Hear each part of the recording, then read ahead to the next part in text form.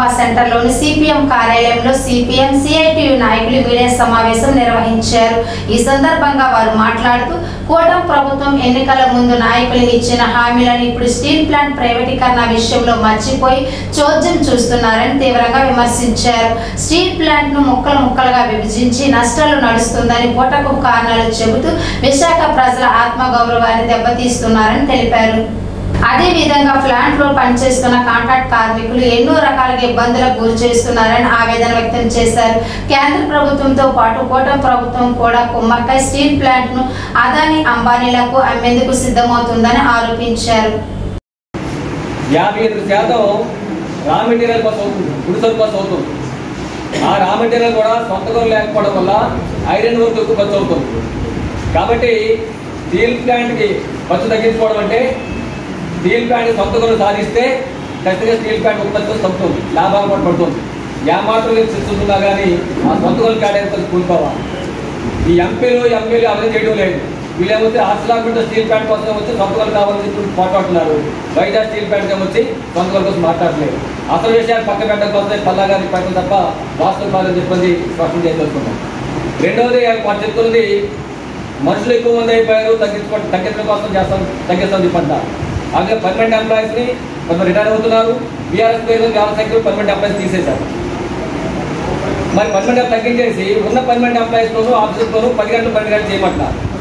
మరి మనుషులు ఎక్కువ మంది అయిపోతే అదర్ గంటలు ఎందుకండి? కాంట్రాక్ట్ మొత్తం 5,000 మంది తీసేశారు।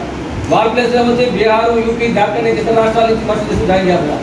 మరి పర్మనెంట్ ఎంప్లాయీస్ కాంట్రాక్ట్ ఎక్కువ లేకుంటే ఉన్న వాళ్ళకి పరిపాలన పెట్టేందుకు, గంట పెట్టేందుకు కొత్త ఇతర రాష్ట్రాలకు మనుషులు తీసాడు। కాబట్టి ఇది కూడా అవాస్తవం చెప్పినది స్పష్టంగా అర్థమవుతుంది।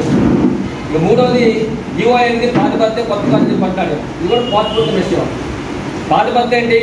250 మంది కాంట్రాక్టర్లు మెయింటెనెన్స్, క్లీనింగ్, ఎలక్ట్రికల్ వీళ్ళంతా ఈ పనుల్లో పర్మనెంట్ ఎంప్లాయీస్కి, ఆఫీసర్లకి సహాయకంగా కాంట్రాక్ట్ వర్కర్స్ ఉండేవారు। కానీ ఈరోజు యువలు చేస్తుంది ఏంటి?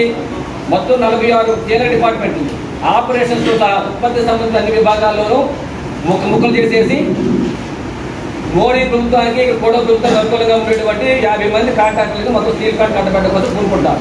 దానికి తెలిసి నష్టం తేడా ఉంది। గతంలో సహాయకారులు ఉన్నటువంటి ఇప్పుడు ఈ కాంట్రాక్ట్ వర్కర్స్ ఈ యువ వచ్చిన తర్వాత ఈ పర్మనెంట్ ఎంప్లాయీస్ కానీ, ఆఫీసర్ కానీ, కాంట్రాక్ట్ కార్మికులు కానీ ఎటువంటి పాత్ర ఉండదు। ఇతర రాష్ట్రాల కాంట్రాక్టర్ నచ్చినట్టు మనుషులు జాయిన్ చేసుకుంటారు। ఇది వాస్తవమైన పరిస్థితి। దీన్ని పక్కగా పట్టించడం కోసం నిరంతరం పల్లా శ్రీనివాసరావు ద్వారా ఈ కూటమి ప్రభుత్వం అసత్య ప్రకటనలు చేస్తూ ఉంది, సిపిఎం పార్టీని ఖండిస్తూ ఉంది।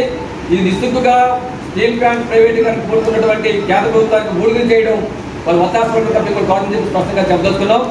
ఎన్నికల ముందు హామీ ఇచ్చారు స్టీల్ ప్లాంట్ పరిష్కరిస్తామని చెప్పని ఈరోజు కేంద్ర ప్రభుత్వం కుట్రలో భాగస్వాములై స్టీల్ ప్లాంట్ని ముక్కలుగా చేసిన తర్వాత ఆదానికి అమ్మానికి మెట్టలు కట్టబెట్టాలని చెప్పి కుట్రలు చేస్తున్నారు।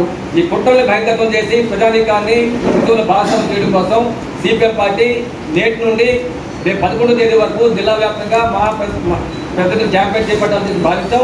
4 లక్షల కరపత్రాలు వేస్తాం, ఇంటికి కరపత్రాలు వేస్తాం, ధర్నాలు నిర్వహిస్తాం, నిరసన కార్యక్రమాలు నిర్వహిస్తాం, అదేవిధంగా గ్రూప్ మీటింగ్స్ నిర్వహిస్తాం।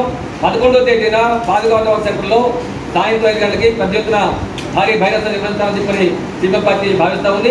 అలాగే అన్ని కార్మికులు కూడా క్యాంపెయిన్ నిర్వహిస్తాం।